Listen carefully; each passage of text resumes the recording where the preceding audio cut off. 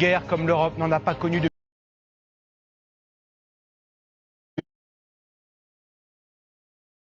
Retiendront cette date, le 24 février 2022, début de l'invasion de l'Ukraine par la Russie. Nous consacrerons cette édition spéciale du journal de 20 h à cet événement qui ébranle le monde. Ce soir, les forces russes, notamment les hélicoptères, ne sont plus très loin de Kiev, la capitale ukrainienne. Partout, la progression de l'armée russe a été fulgurante. Les civils ukrainiens commencent à prendre le chemin de l'exode, la plupart vers la Pologne. Tous nos envoyés spéciaux sont sur le terrain, dans le Donbass, à Kiev, à Moscou et à Washington. La présidente de la Commission européenne dénonce une attaque barbare, mais au-delà des mots, que vont faire les Occidentaux? Quelles sanctions contre la Russie? Quelle aide militaire à l'Ukraine? Nous poserons ces questions au ministre des Affaires étrangères, Jean-Yves Le Drian. Les 40 000 Ukrainiens qui vivent en France s'inquiètent pour leurs proches dont ils n'ont pas de nouvelles. Par ailleurs, quelles seront les conséquences de cette guerre sur l'économie française, sur le prix de l'énergie, des carburants, des produits alimentaires? Nous répondrons bien sûr à ces questions dans ce journal.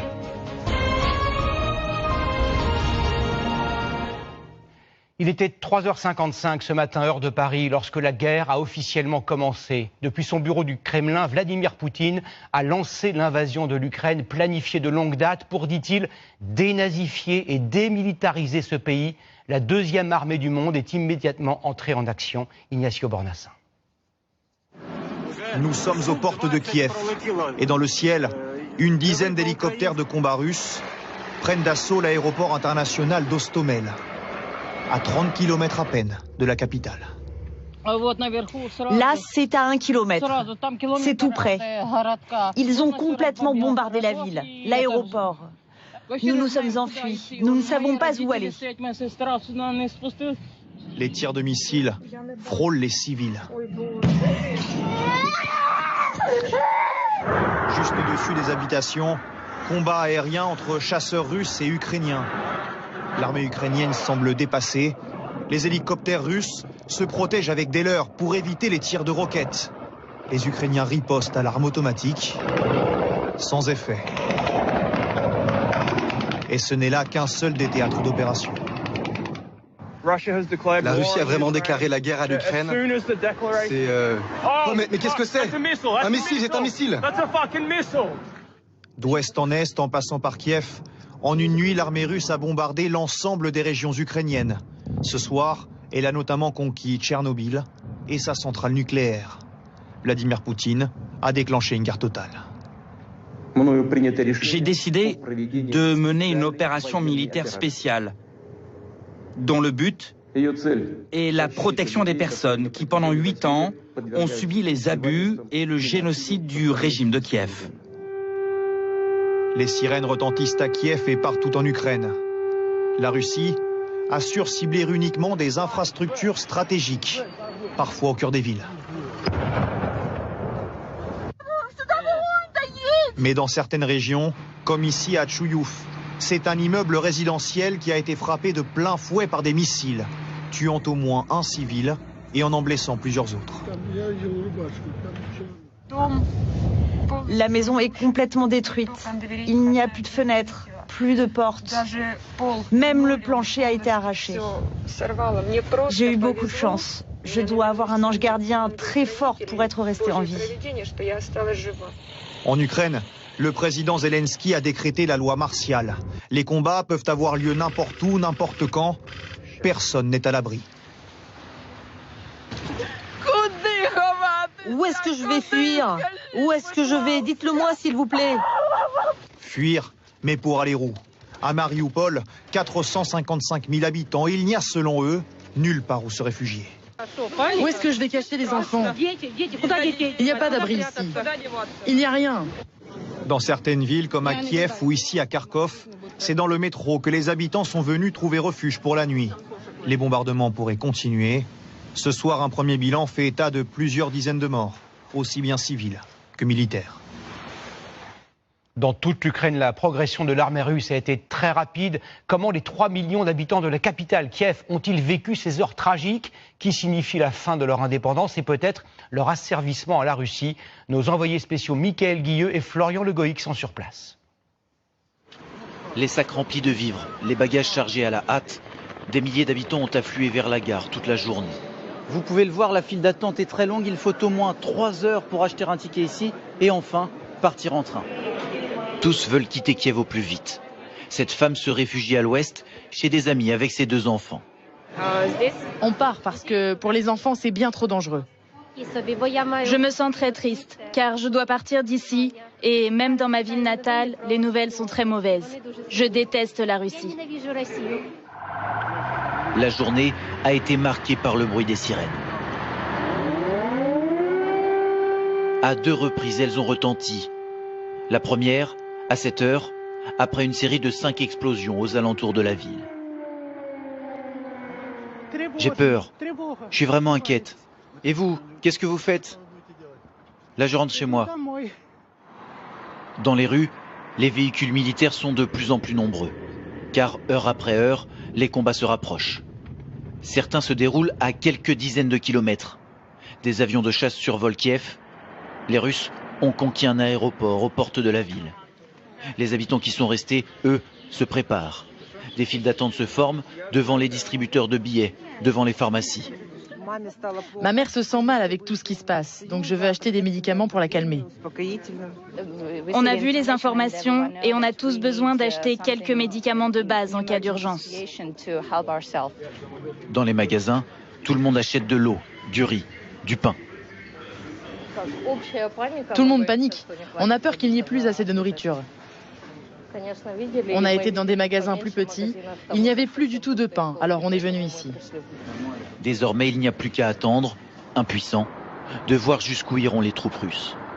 Cette nuit, les rues de la capitale seront désertes. Les autorités viennent de décréter un couvre-feu.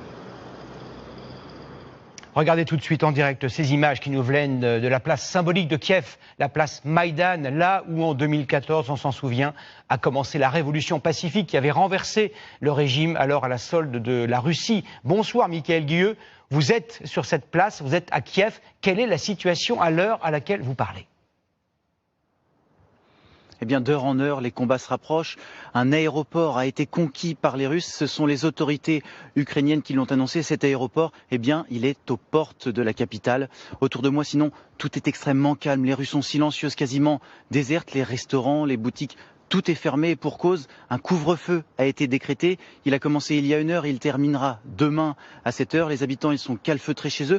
Vous avez pu le voir dans notre reportage. Beaucoup ont fait des provisions, de l'eau, de la nourriture et certainement maintenant, ils suivent les informations, les actualités sur leur téléphone portable, peut-être sur Internet, à la télévision, avec beaucoup d'inquiétude. Maintenant, il n'y a plus qu'à attendre de voir ce qu'il va se passer cette nuit. Merci beaucoup Michael, en direct de Kiev. L'un des premiers buts de guerre de Vladimir Poutine, c'est de remettre la main par la force sur le Donbass, cette région à l'est de l'Ukraine dont la population est russophone. C'est là que se trouvent nos envoyés spéciaux Michel Scott et Guillaume Aguerre du côté ukrainien, c'est-à-dire dans la partie non encore annexée par les séparatistes pro-russes. Regardez leur reportage. Les voitures se précipitent sur les routes alors que les bombardements russes se multiplient. On croise aussi de nombreux véhicules militaires. L'armée ukrainienne se redéploie à la va-vite. Et puis une urgence apparaît. Les stations-service sont prises d'assaut. Tout le monde ici est abasourdi. C'est terrible, inquiétant.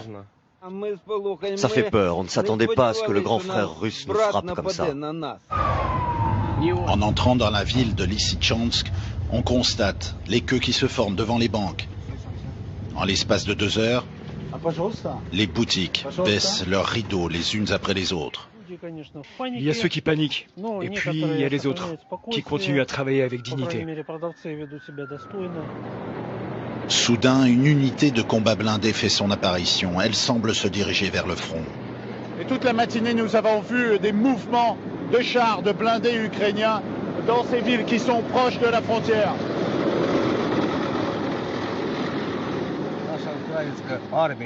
Moi, je crois que notre armée ukrainienne saura défendre son peuple. Même si le rapport de force semble disproportionné ici à l'extrémité est du pays, les soldats de Kiev font leur possible pour résister à l'invasion. C'est vraiment dur, mais pour l'instant on contrôle le secteur. Et l'armée russe est où? Les Russes ont les combats en ce moment près du village de Yevson. Un combat inégal que ces hommes vont essayer de livrer avec courage. Bonsoir Michel Scott, nous vous retrouvons en direct. Vous avez assisté, on l'a vu toute la journée, à des scènes de combat. Avez-vous constaté une forme de résistance de la part des militaires ukrainiens ?